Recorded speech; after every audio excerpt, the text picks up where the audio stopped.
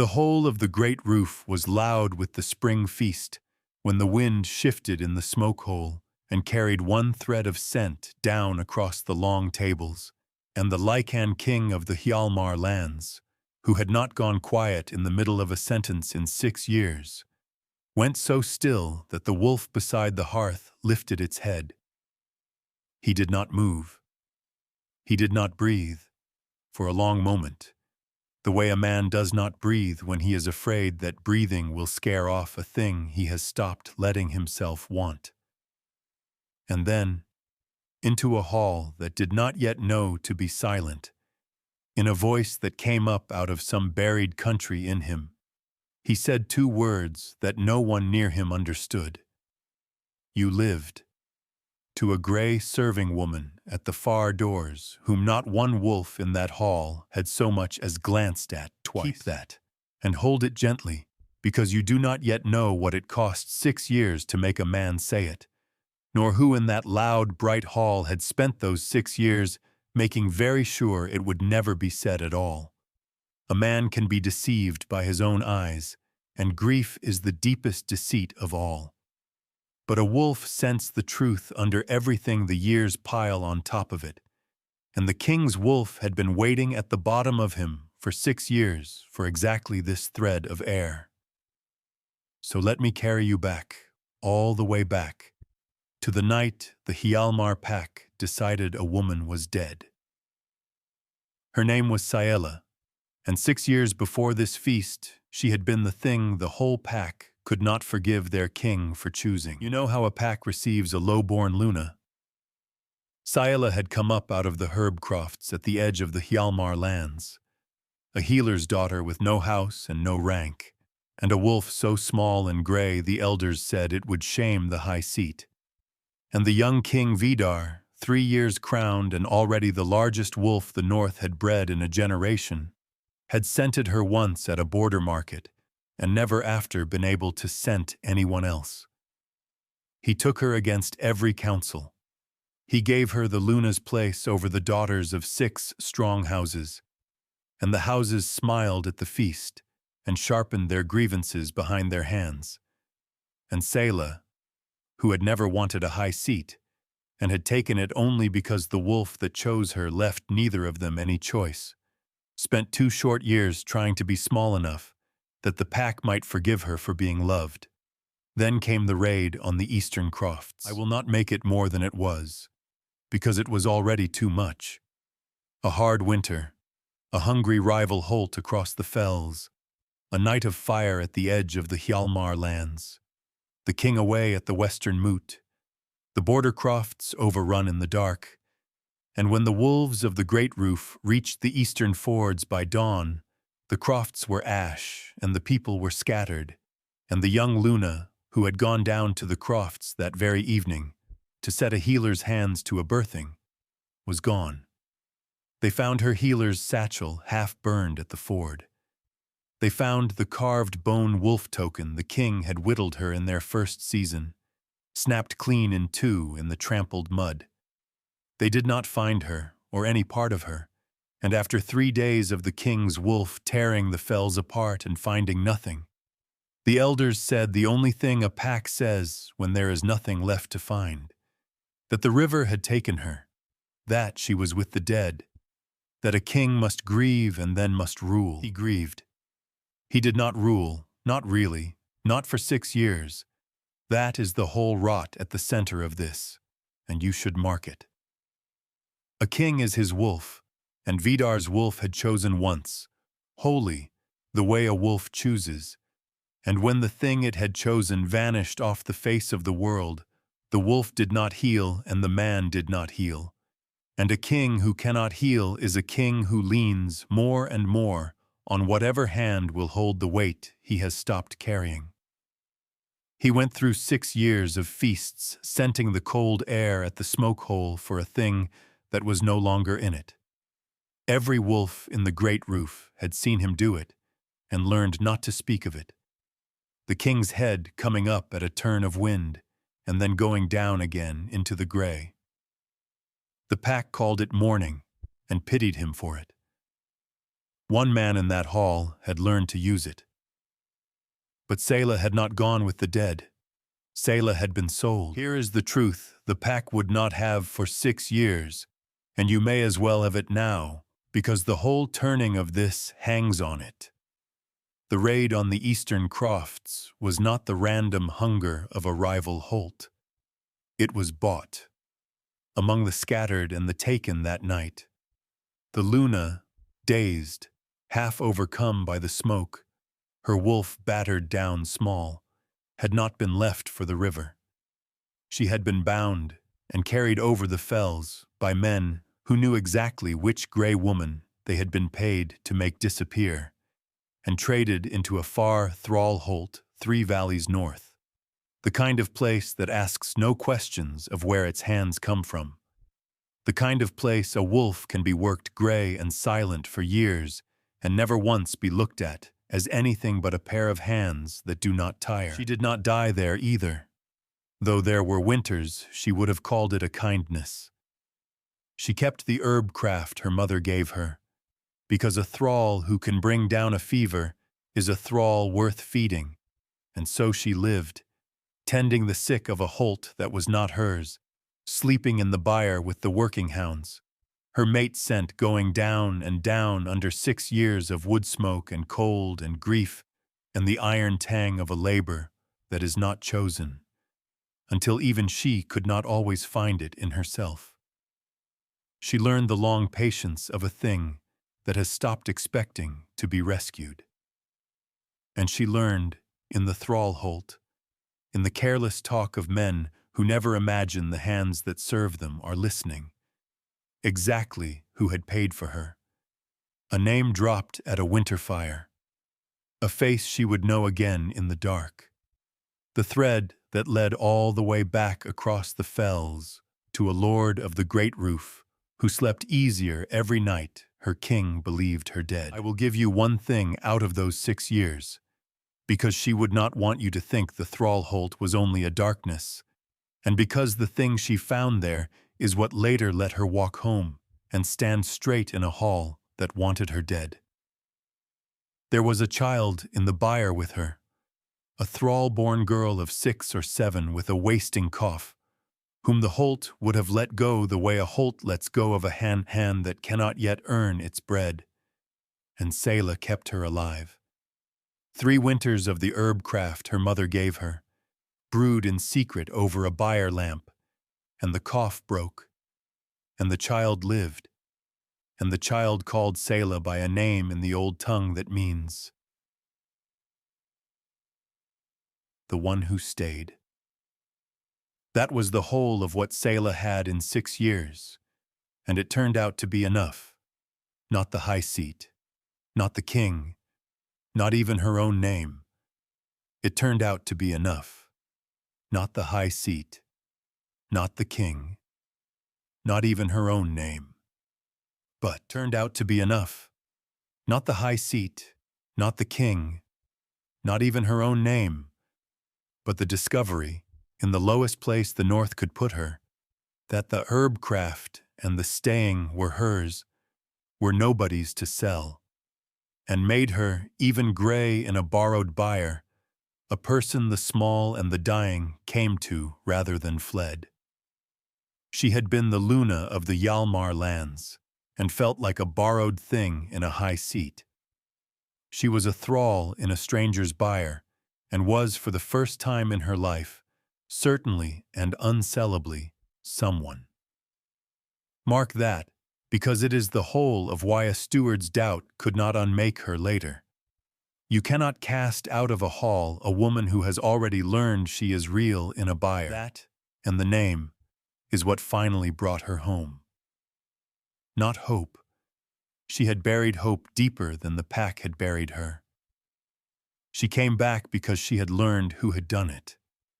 And because a woman who has been made nothing has, in the end, only one thing left worth the terrible walk over the fells, the truth of what was done to her, carried home and set down in the one hall where it might at last cost the man who did it something. She did not come to be Luna. She left the thrall girl safe with the byre women And she came north over hard country, because the dead, it turns out, sometimes have an errand the living owe them. She walked into the Greatroof at the spring feast as a gray serving woman in a borrowed apron, having traded a winter's worth of saved herbcraft to a kitchen mistress for a night's place among the servers. And she meant only to find the Lord, whose face she carried, and learn where in the hall he sat, and be gone before dawn. She had not let herself think about the king. She had taught herself over 6 years not to think about the king the way you teach yourself not to put weight on a leg that will not hold it. And then the wind shifted in the smoke hole. I want you to understand what a wolf's scenting is, because the eye can be fooled and the scenting cannot. To the eye, Saela was no one, 6 years older and harder, gray-wrapped, her bright girl's beauty worn down to something quieter and more lasting. A weathered woman carrying ale at the low end of a loud hall, and not one wolf in the Greatroof who had once knelt at her Luna's crowning knew her now. But under the wood smoke and the cold and the long iron years, under everything 6 valleys of suffering had piled on top of her, there ran one thread that no labor and no grief and no distance could grind out of a person. The scent the king's wolf had chosen at a border market 9 years before and grieved at every smoke hole since. The wind carried it the length of the hall, and the king's wolf, which had spent 6 years scenting an empty world for exactly this and finding only cold air, king's wolf, which had spent 6 years scenting an empty world for exactly this and finding only cold air, came. Wolf, which had spent 6 years scenting an empty world for exactly this and finding only cold air, came up off the hearthstones in one motion, with every hair along its spine on end. And the man went still in the middle of his cup, and the buried country in him cracked open, and before his mind could tell him all the reasons it could not be, his wolf had already crossed the whole distance to the certainty. Her. Alive. Here. You lived, he said, to the gray woman at the doors. The hall did not understand. Saela understood. Saela stood at the low doors with her tray going loose in her hands, and her own battered wolf surging up in her for the first time in 6 years, and she looked the length of the bright hall at the man she had taught herself not to think about, and she saw him knowing her, not with his eyes, which were wet and disbelieving and lost, but with the thing under the eyes, the thing that had never once stopped. And 6 years of the long patience of the abandoned broke in her all at once, and she could not have said a single word back if the high seat of the north had depended on it. You have to be inside the man for a moment now, because what the wolf does in an instant, the man does over a harder, slower country, and the gap between them is the whole ache of this. When his wolf knew her, Vidar's first feeling was not joy. I told you grief is the deepest deceit, and here is how it deceives. 6 years of mourning had built him a Saela, who was perfect and gone and safe in her goneness. A grief a man can hold, because the dead do not change and do not need anything and cannot be failed twice.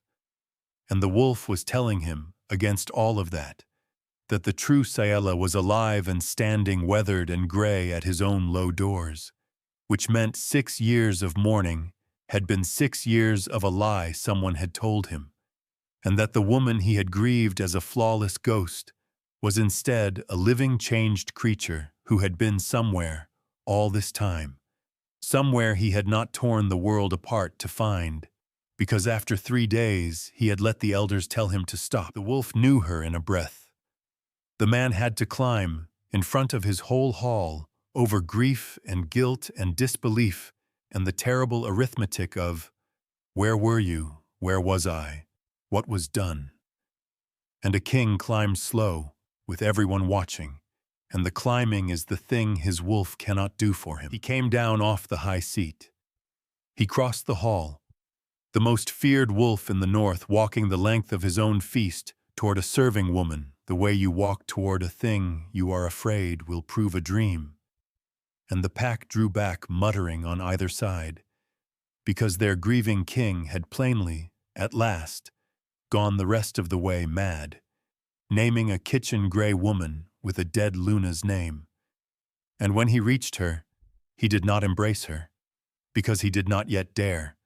He stopped a pace away, and he leaned in, and he scented her. There at the pulse of her throat, where the true thing lives, under the smoke and the cold and the years, and his whole great frame shook with it, and the wolf in him made a sound the Greatroof had not heard in 6 years and would tell their grandchildren about. Not a howl, but a long, broken breath, the sound in 6 years and would tell their grandchildren about. Not a howl, but a long, hooked-sound breath, the sound of 6 years and would tell their grandchildren about. Not a howl, but a long, broken breath, the sound of a thing that has been holding the bottom of a man down in the dark for 6 years and has just, against all hope, been allowed to come up for air. And once a wolf has scented its mate, you cannot untell it. And the man in the days that followed could not stop the wolf's small confessions, even when his proud mind and his frightened lords would have had him be more careful. I have spent these days collecting them, the way the pack quietly collected them, and did not know what to call them. He would not let her be put back in the kitchens. He had a chamber opened for her, and then, when she could not sleep within stone after 6 years in a byre, he had her bedding moved to the warm straw of the hound loft, because that was where she could rest, and the king of the Hjalmar lands was seen carrying an armful of a serving woman's bedding up to the hounds with his own hands, and the hall did not know where to look. The first cut of every kill came to her door again, as it had 9 years before, left there by a wolf no one saw. And every gray dawn he rode the eastern fords, the burned crofts, the ford where they had found the broken token 6 years gone, except that now he rode them not to grieve a death, but because the wolf could not yet quite believe she would still be there when he came back. And needed each morning, sure wolf could not yet quite believe she would still be there when he came back. And needed each morning too, could not yet quite believe she would still be there when he came back. And needed each morning to circle the place it had lost her, and then come home and find that it had not. Old Isolde, the hound keeper, a widow of 70 winters who had liked the low-born Luna when no lord would, and had wept the longest when they called her dead, knew Saela the second day, not by her face but by the way she gentled a whelping bitch. And Isolde said nothing to the hall and everything to Saela, sitting with her in the loft at night the way she had 6 years before, and the two of them, the old hound keeper and the woman come back from the dead, were the first warm corner Saela had stood in since the night of the fire. He came to the hound loft himself, the third night, which a king does not do. He did not climb up to claim her or to talk her into anything. He sat on the ladder's top rung in the dark, with the whelping bitch between them and his great wolf settling at last, for the first time in 6 years, into a real sleep because its scent was in the room. And he said almost nothing, because he had finally understood that the thing she most needed from him was not words, of which she had heard 6 years' worth from men who owned her, but the plain animal fact of someone choosing to be near her and asking nothing. "You don't have to be her," he said once into the dark, meaning the girl from the crofts. "I know," Saela said, and that was the whole of it. And it was more than they had managed in the bright hall with the whole pack watching. He left before the others woke, and in the morning there was a healer's satchel by her bedding, new, well made, stocked with the dried herbs of the eastern crofts, the trade of a king who had remembered the one thing that had always been hers and had it made before he let himself sleep. That was the third tell, and the hall counted it whether it understood it or not. The king who whittled a low girl a wolf token 9 years gone had spent his first nights of her return not pressing her toward his bed, but stocking her a healer's bag. She did not melt into it. I want that clear, because it is the spine of her. She let the king scent her, and she did not pull away, but she did not give him back the girl he had grieved, because that girl had died at the ford. Whatever else had not. And a woman who has been worked gray for 6 years in a place that asked nothing of her but her hands does not come home soft. She had an errand. She had carried a name over the fells, and on the 3rd night she went to find the Lord, whose face she had crossed 3 valleys to set down in this hall. And she found, as the doomed always find, that he had been watching her since the moment the king said, "You lived," and that he had already begun, very quietly, to arrange her second death. His name was Lord Bjorn, and he was the king's steward, and he was the one man in the Greatroof who had not been glad. You will have guessed him, perhaps, but guess at his shape, because his shape is the point. Bjorn was not a war leader hungry for a fight, nor a rival for the high seat, nor a jealous kinsman. Bjorn was the steady hand. For 6 years, while the king's wolf bled grief into everything, and the man went through the motions of ruling with his head coming up at every turn of wind, it was Bjorn who held the accounts and set the judgments, and spoke for the throne to the 6 houses.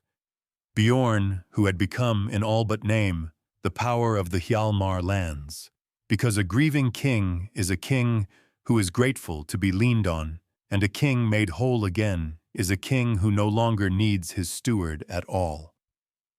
Saela's return did not threaten Bjorn's pride or his ambition in the ordinary way. It threatened the very ground he stood on. A king who got his Luna back was a king who would wake up and look at his accounts and begin to ask questions. And there was one question, 6 years buried, that Lord Bjorn could not afford the king to ask, because it was Bjorn's own riders who had carried the Luna over the fells that night, Bjorn's own silver that had bought the rival Holt's hunger and the thrall Holt's silence. He had not wanted her dead, exactly. He had wanted her gone. Gone enough to keep a strong young king grieving and biddable for as long as a steward needed. And now the gone thing had walked back through the low doors with 6 years of the thrall Holt's careless talk packed in her memory. And Lord Bjorn understood, the moment the king said, "You lived," that one of them was not going to survive her homecoming. So he did what the steady hand always does. He did not reach for a sword. He reached for the hall's own doubt, which is a better blade and leaves no mark. By the 2nd morning he was already saying it, gently, sorrowfully, to this lord and that he feared for the king, that grief had clearly broken something in their lord at last, that this kitchen woman, whoever she truly was no more the dead Luna than he was, and that the kindest and most loyal thing the pack could do was to expose the gray impostor, preying on a broken king's hope before she did real harm. And to the few who remembered the low-born Luna and half believed, he had the other blade ready. And even if it were her, ask yourselves where she has been these 6 years, and whose bed, and whose pay, while her king tore the fells apart with grief. A Luna does not vanish for 6 years and come home clean. She is a thrall or a spy, or worse, and either way, she is not fit to sit again at the high seat of the Hjalmar. It worked the way doubt always works, which is quickly and from underneath. By the 4th day, the hall had turned. Not against the king, they pitied the king, but against the gray woman, who had no house to speak for her and no witness to her 6 lost years, and nothing but a mort king's scenting to say she was anyone at all. The houses that had never forgiven Saela the first time fell on the chance to be rid of her a second, The doubtful were shamed into certainty by Bjorn's patient sorrow, and the elders, who had buried her once and did not relish being told they had buried her wrong, found it easier to believe in an impostor than in their own 6-year failure. Bjorn brought it to the open hall on the 5th day, in the proper form, as a steward defending his king, that the woman be put to the test of proof before the pack, and failing it, for he had arranged that she must fail it, be cast back over the boundary stones as the impostor she was, with the king's honor protected, and the king's steward, as ever, holding the weight. And here is where they nearly had her, and where the cost came down on her with its full weight, and you should feel it land because she felt it. For what proof could she give? 6 years had changed her face past the hall's knowing. Her mate scent only the king's wolf could read, and a wolf's knowing is exactly what Bjorn had spent 5 days reframing as a broken king's madness. The bone token was snapped and lost in the mud of the ford 6 years gone. She had no witness from the thrall holt 3 valleys north, no house to stand for her, no voice the hall would trust. And the king, this is the part that cut deepest, the king, when Bjorn pressed the test in open hall, did not at once roar it down. Because the grief had its hooks in him still, and the man's slow climbing mind, watching his whole pack and all 6 houses arrayed against the grey woman, faltered for man's slow climbing mind, watching his whole pack and all 6 houses arrayed against the grey woman, faltered for one slow climbing mind, watching his whole pack and all 6 houses arrayed against the grey woman, faltered for one heartbeat on the steward's oldest poison. What if I am mad? What if I have wanted her back so long that I have scented her into a stranger? What if claiming this woman against my whole pack is the last grief madness that finishes me as a king? He did not say it, but he hesitated, one breath in front of everyone, and Saela saw the hesitation, and it did what 6 years of the thrall holt had not quite managed. It nearly broke her. To be doubted by the pack she could bear. To be doubted, for one breath, by the wolf that had known her across a whole hall. That was the cold at the bottom of the world. They voted her to the test, and the test was Bjorn's. And it was built so that she would fail it, and be cast out by nightfall, dead a second time, and tidier than the first. Saela did not weep, and she did not beg the hall, and she did not, even then, reach for the king to save her. She had crossed 6 valleys of being saved by no one. She was not going to start by asking now. Instead, she did the thing that the steward, for all his cleverness, had never once thought to fear. Because the steady hand reckons everyone by what they want. And it had never occurred to Lord Bjorn that a woman he had worked grey for 6 years had come home wanting nothing he could take, and carrying something he could not. She stood up in the open hall, before the king could be made to choose, and she did not ask them to believe she was the Luna.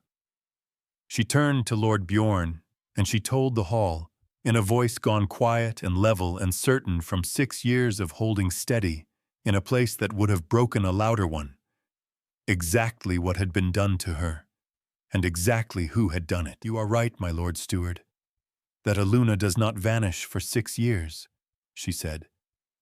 I did not vanish. I was carried. The eastern crofts did not burn by a hungry holt's bad luck.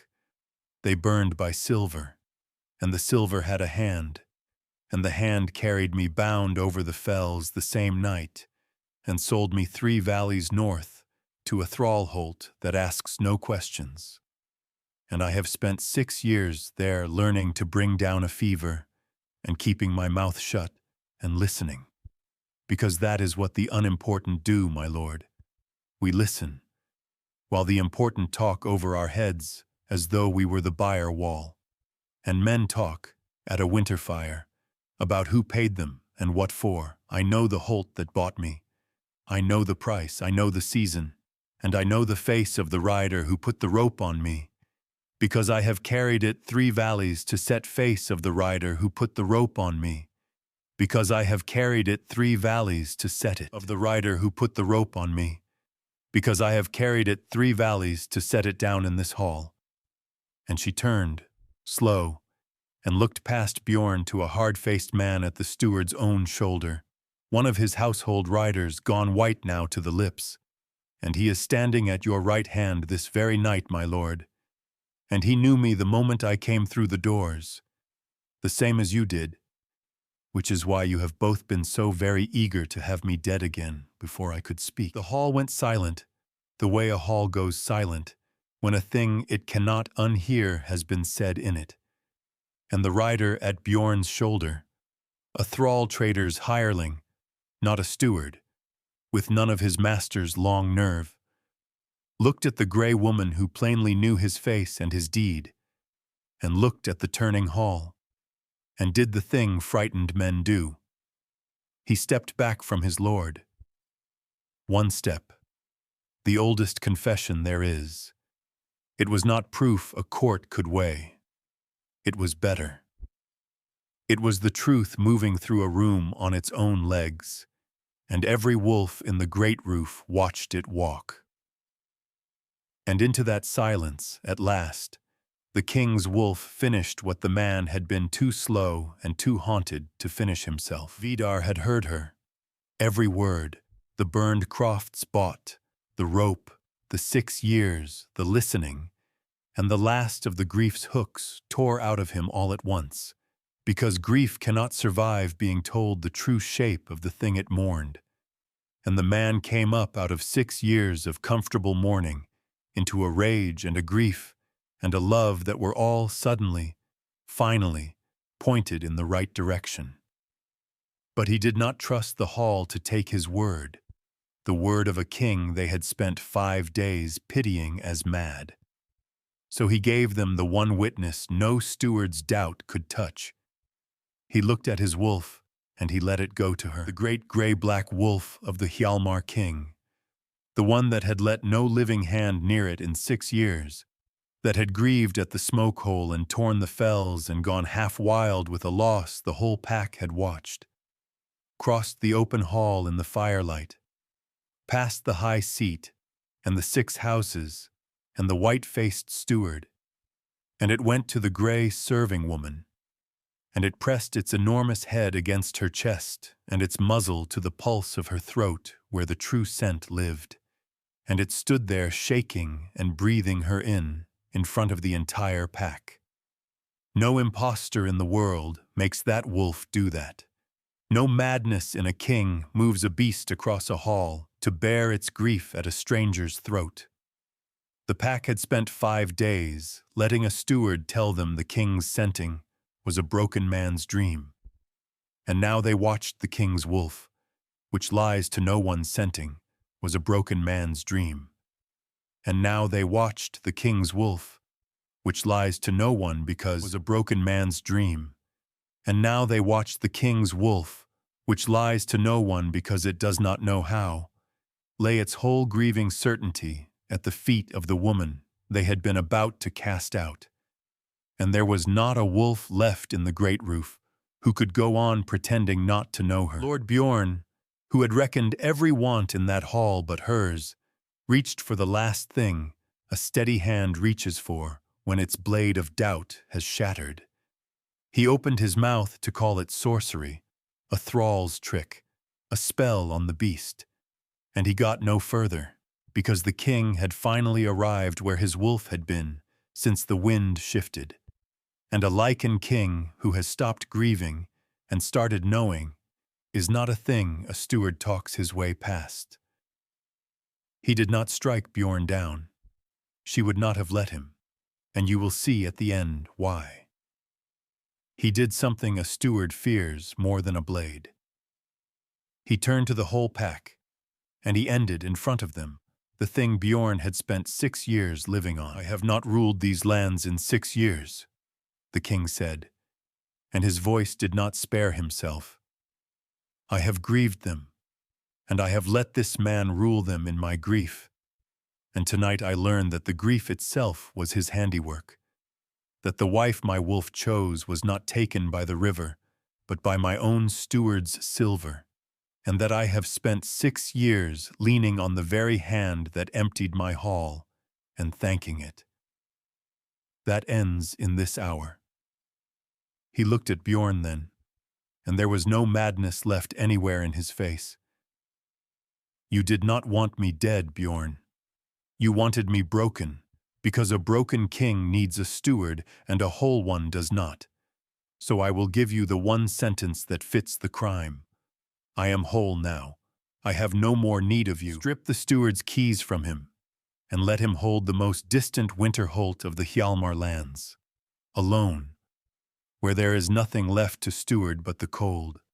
And let him grow old there, knowing that the woman he worked grey for 6 years walked home over the fells and unmade him with the truth in the time it takes to tell it. And then the king did the thing that mattered more than any sentence, the thing that was hers and not Bjorn's at all. He turned from the steward as though he were already gone, and he crossed the last of the floor to the grey woman with his wolf still pressed to her side. And the most feared wolf in the north went down onto a man's 2 knees in the rushes of his own hall, in the shape that can kneel, in front of his whole pack, and he took her dirt-worked healer's hands in his, and when he spoke to her, it did not come out like a king, and it did not come out whole. I stopped looking, he said, on the 3rd day. They told me the river had you, and that a king must grieve and rule, and I was young, and the grief was a cliff, and I stopped. After 3 days, and every morning of 6 years I have ridden to that ford and circled it and come home, and I told myself it was morning, and it was not morning. It was my wolf refusing what my mind agreed to, my wolf saying, "She is not in the river, you stopped too soon." Every dawn for 6 years while I called it grief and let a steward run my hall. He pressed his brow to her knuckles.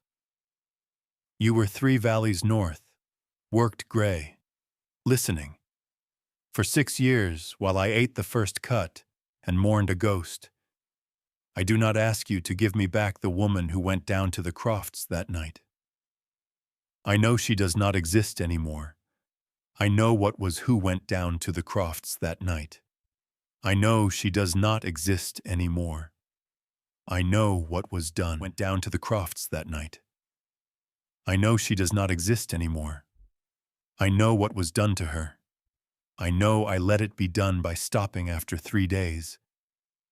I am asking the woman who walked back over the fells with nothing but the truth in her hands, the one who is here, grey and changed and harder than I deserve, whether she will let a fool who scented her in a breath and took 6 years to find the courage to follow it.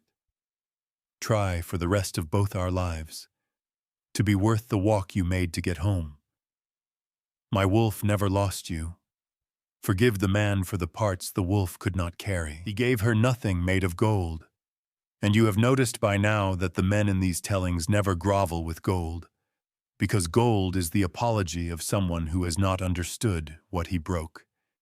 He gave her 2 things that cost him, and they were the only 2 a king keeps that are worth a wronged woman's time. The first he had spent already. The kneeling, the long mourning ended in the open, the steward pulled down, the lie of 6 grief years named out loud in front of everyone who had believed it. The second he spent in the next breath, and it cost him the comfort he had hidden inside for 6 years, which is a dearer coin than a crown. He stood, and he told the pack, and he told himself, that the Luna of the Hjalmar lands was not the bright girl they had buried, who had been easy to mourn because the dead are always perfect, that she was instead the grey-weathered woman the thrall-holt had made, who startled at stone walls and slept easier in the hound loft and would never again be soft, and that he would not have her made over into the ghost the hall found easier to love. You grieved a girl who could not change and could not need you, and could not be failed twice, he said to them. And so did I. And the grieving was a comfort, and the comfort was the steward's whole estate. I am done with the comfort. The Luna is the one who lived. Take her as she is, changed, and here, or find yourselves a king who still prefers his dead. There was a cost that stayed, and there always is, and it is the part that makes the rest true rather than a song. 6 years do not come back. Saela was not the girl who went down to the crofts, and Vidar was not the young king who stopped looking after 3 days, and no homecoming, and no kneeling, gave either of them the 6 years the steward's silver had stolen. The years she spent grey in the byre, the years he spent scenting an empty smoke hole, the years the Hjalmar lands went unruled while a grieving man leaned on a thief. She carries the thrall holt in her still. There are nights she wakes in stone and cannot breathe until she is back in the warm straw with the hounds. And Vidar has learned to bring the hounds to her rather than pretend she should be cured of it. He carries the 3 days. That is his to keep. The knowing that he agreed to stop, that his wolf was right and his grief was wrong, and a steward read the gap between them like an open ledger. They do not lie about the seam. A king and a Luna built out of 6 stolen years, and a stopped search wear the mend where everyone can see it. And they have decided that wearing it honestly is the only apology either of them can make to the people they used to be. There is one mending, though, that came clean, and I will give it to you because the rest is so weathered. Before the first snow, riders went north over the fells, the king's own this time, sent openly and paid in honor rather than silver. And they came back with a thrall-born girl of 9 or 10 who had a healed cough and who, when she was set down in the strange, bright Greatroof full of wolves, looked past all of them to the grey woman at the hound loft door and ran to her and called her in the old tongue, the one who stayed. Saela had left her safe and meant to leave her free. The child had other ideas, the way the small and the certain do. She is fostered in the hall now, learning the herb craft from the Luna, who learned it from her own mother in a croft that is ash, and the thrall holt that bought a Hjalmar Luna for a steward's silver mother in a croft that is ash, and the thrall holt that bought a Hjalmar Luna for a steward's silver in a croft that is ash, and the thrall holt that bought a Hjalmar Luna for a steward's silver has had its accounts looked into at last by a king who has remembered how to rule. Not every stolen thing comes home. That one did, and Saela says the keeping of her is the only part of 6 years she would not trade back. But the wolf sleeps at her throat now, where it can keep the scent it lost. She did not let the king strike Bjorn down in the end, and you may as well know why, because it is the last thing I want you to carry. She said that a woman who has spent 6 years as a thing other men disposed of would not begin her homecoming by disposing of a man, even that one, that the cold winter holt and the long knowledge of what he had thrown away were a heavier weight than any blade, and that she had carried enough weight over the fells to know the difference. So the steward grows old in the cold, with his ledger of what he lost, and the Luna of the Hjalmar lands keeps the hound loft warm, and old Isolde sits with her there of an evening, and the lowborn and the grey and the come-home changed of 2 valleys have learned that the high seat is held now by a woman who was once a thrall and remembers every face that was kind to her in the years no one was looking. Here is the thing I want you to keep, if you keep nothing else from this long telling. The eye can be deceived, and grief is the deepest deception of all, and a whole pack and 6 strong houses and a clever, patient steward all looked at the grey woman at the low doors and saw a stranger, a fraud, a thrall, anything but the truth, because the truth had been buried under 6 years, and they had all helped bury it. Only the nose knew. The wolf had no eyes to fool, and no grief to comfort itself with, and no steward to lean on. It had only the one thread of her under all the years, and it followed that thread up out of 6 years of dark the instant the wind turned. And it was right. The way it is only ever the wolf that is right, while the men are still climbing. They will tell you a king knew his lost wife by some great sign. He did not.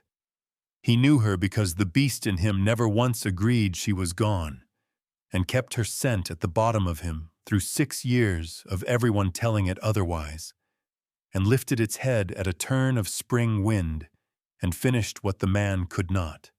Knew her, the way it had known her first, before the eyes, before the grief, before the lie.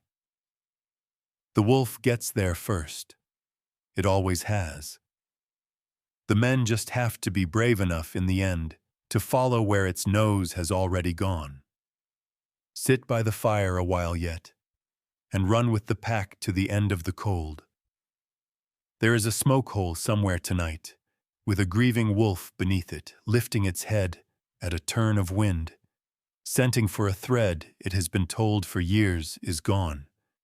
And somewhere out past the fells there is a gray, changed, weathered woman, walking home over hard country, with nothing in her hands but the truth of what was done to her, not knowing that a beast has kept her at the bottom of a man through every winter and she was counted dead. The hearth stays warm here. Come back when the spring wind turns again, and I will tell you whose thread the next wolf carried up out of the dark long after the whole world had agreed to bury it.